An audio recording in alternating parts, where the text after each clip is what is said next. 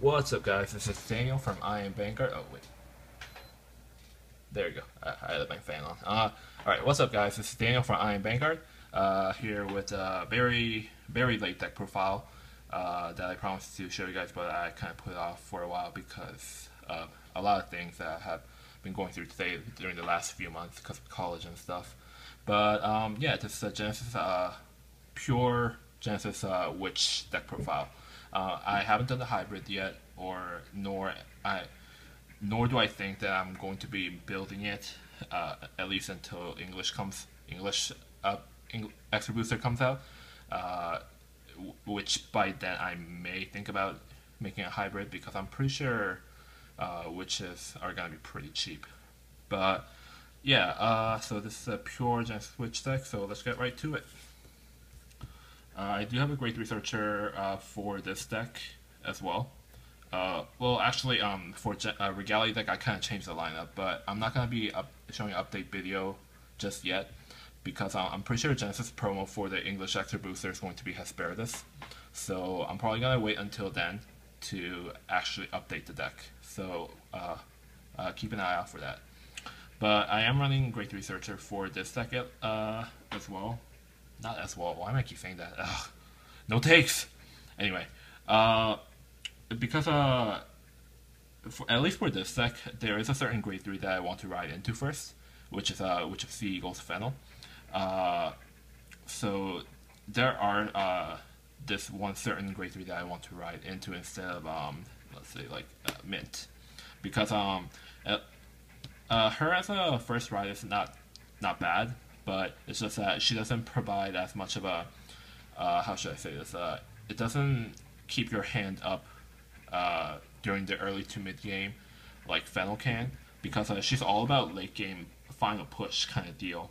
So I'd rather not ride into her first, but you know, if you do ride into her, then that's fine too. I mean, she's really there to curve your riding percentage. So there's that.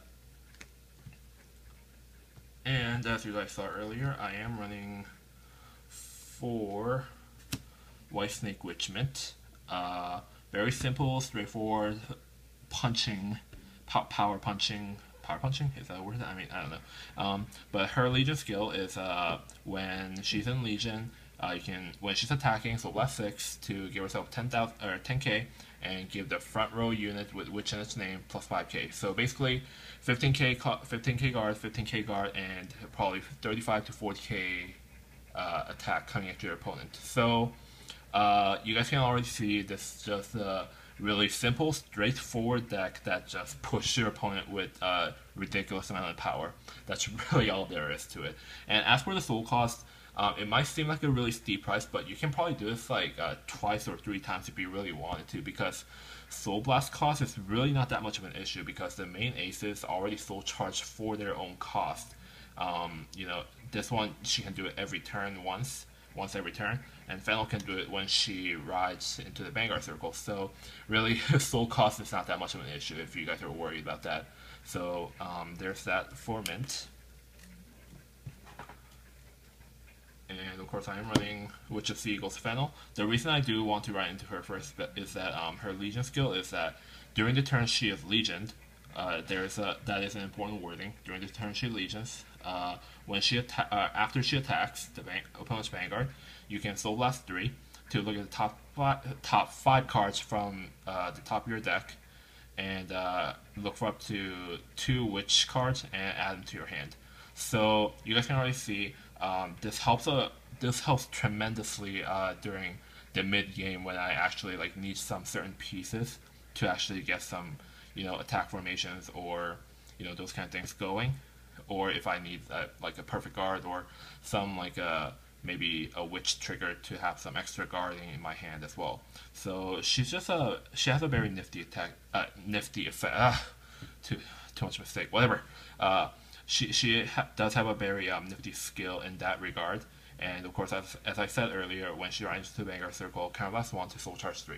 So she is already paying for her own cost, but just by riding. So you're really not losing out on the cost, at least, because she's already like just paying it for herself. But yeah, that's it for Fennel. Very nifty card, and definitely want to ride into first.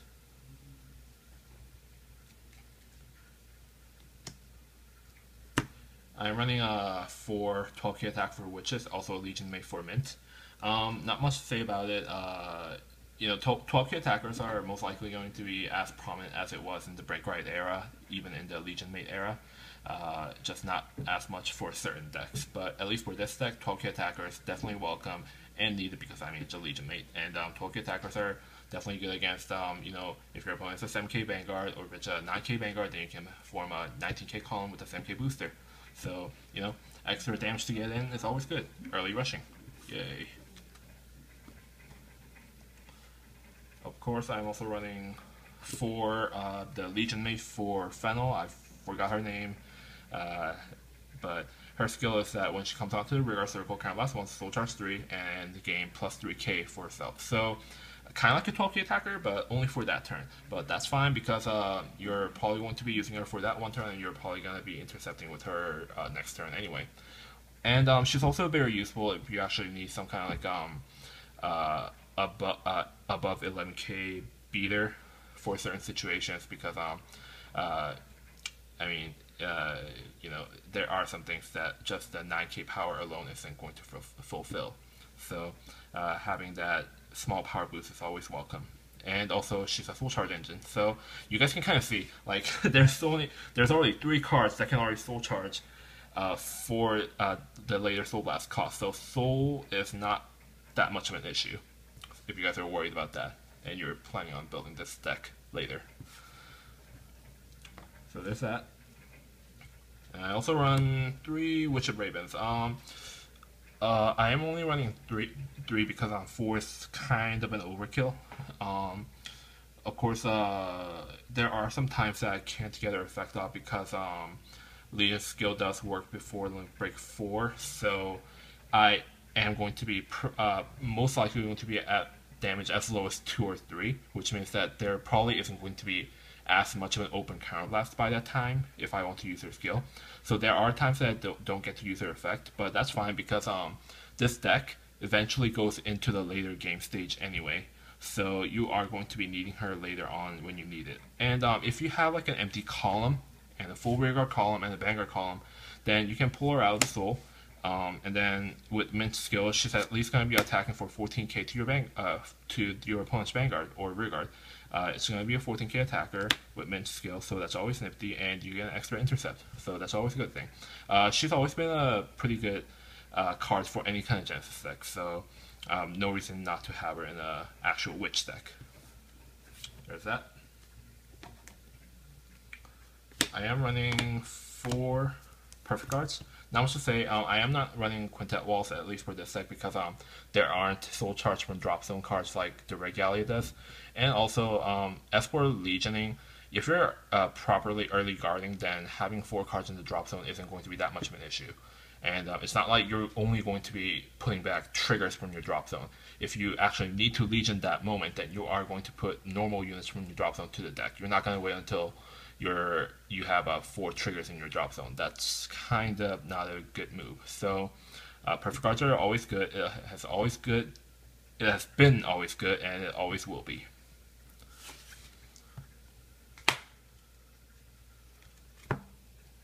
For tanky attacker for Witches, again, not much to say. As I said, this is a really simple, straightforward deck. But of course, if you do have her out in the front, then she becomes a 10k, and if you have a 10k Vanguard or 7k Rearguard behind her, then it's at least going to be attacking for 17k. So with Mint skill, then it's going to be 22k Rearguard. So that's always good. Also, if you want to get some early rush in, if you actually have her in your early opening hand. So, and let's see. I am running 3 Witch of Orange's Valencia. Soul charge through when she is sent to the drop zone from the soul. But contrary to what you guys may believe, I never really found her skill that necessary, at least for this deck, because as you guys saw earlier, the bosses are already soul charging 3 every turn, and there's also a rear guard that soul charges 3. So, soul, as I said, soul is not that much of an issue. You're barely actually going to be needing her actual skill for you to have enough soul. Anyway, that's going to be like really like situational kind of thing. But she's still a witch card. Also, 7k booster is always nice. So, and finally, I run 3 Cumin. Soul charge 1 when she's placed on Vanguard Rigor Circle. Kind of a filler card, but soul charging for free is always nice. So. Of course, I run 4 heals and 12 crits. Guys, the video kind of got cut off there, but yeah, that's pretty much my deck profile. I hope you guys liked it. If you liked it, then leave your thoughts in the comment section below. If you liked it, then leave a like and subscribe if you haven't. And that's it. Image of Victory. I am Vanguard.